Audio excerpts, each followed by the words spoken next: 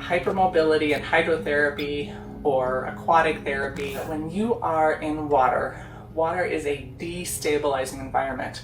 So when you're hypermobile and you're in a pool, then your joints can really go anywhere they want to go, because there's nothing that's kind of trying to lock them in or hold them in other than your muscles. And so it is a good place to really learn core stability, trunk control, how to engage and move your body, if you have somebody who knows how to do that and can walk you through that pattern. And so in that realm, like, it is wonderful. Although I will have to say it is not my favorite environment for necks. There are some certain specific treatments like Badra that can be relaxing and can help with loosening up neck restriction. But a lot of times that's not the issue with hypermobility. With hypermobility, it's much more about gaining that stability and that trunk movement, so that when you are moving, your head isn't wobbling all over the place and you're getting all of this extra motion, that you're learning how to control that and lock that into place there. Now, if you're going in by yourself and you're just, I'm gonna go swim and I'm gonna go do some exercises I found online, be very, very, very careful. It is typically my hypermobile clients who, when they go to a hot springs or to a pool like that, or they just join a water aerobics class because it's easier on your joints, right? We've all heard that.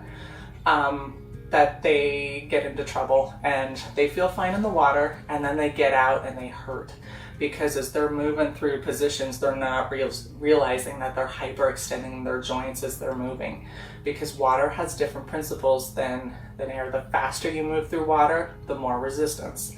The buoys and the floats that we have, those add resistance to your movement patterns. And so it's just a different way to look at moving and thinking about things. Now, in relation to the comment about, a lack of exercise causing your other joints to flare, that absolutely happens, and particularly with hypermobility. It happens to everybody, but we tend to notice it more. And that's when, if you've been down and out for over a year and you haven't been able to get back to your normal routine, you are probably doing a strength program that was working all of these muscles, keeping everything in check. You have a physical job. And so, 12 months of not doing much, like, you get weak. And even though your problem's up here, that tends to translate, you're not doing a lot of exercise other places and everything gets weak. And as soon as your strength drops, then everything starts to ache.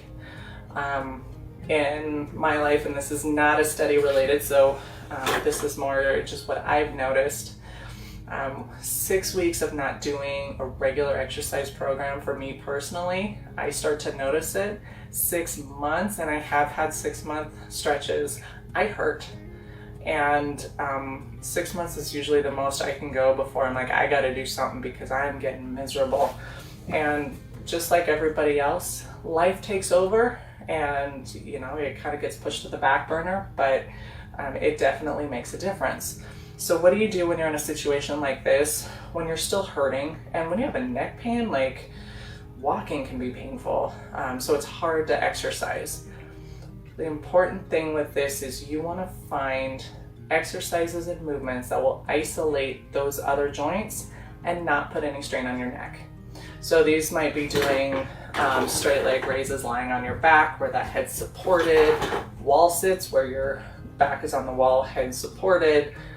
You are not ever going to do sit-ups. Do not add those to your repertoire, but doing a variety of other types of exercises where you can either be totally upright and be using your legs, or lying down and in a supported position where you can be working out.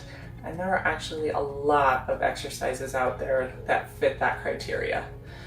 You do have to look a little harder and be a little more discerning, but there are a bunch of them, particularly that you can work your knees, your calves, your hips.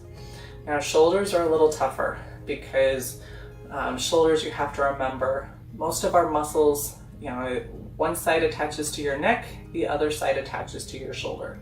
And so those you have to rehab very differently.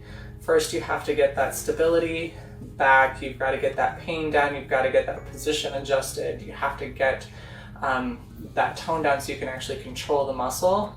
And then you have to be able to do like rotator cuff stuff and lat pulls and big stuff. You don't want to dive into those levator and upper trap muscles. Those react, they get cranky, they spasm, they're already unhappy, and then you add extra movement and load to them and it'll flare them up so fast. And so you have to kind of work nicely around it. A lot of times I'll start people on bicep curls where we're really just trying to isometrically hold your neck and shoulder in place and just move the elbow. And a lot of times I'm starting with 2 pounds, 1 kilogram. Like, this is not like, oh, big heavy weights.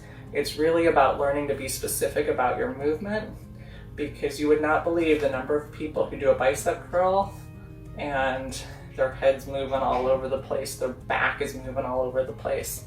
And those are those little things where it's like the bicep curl's fine, but the rest of this is not helping you, and you get sore afterward. But you don't realize it unless you're looking for it.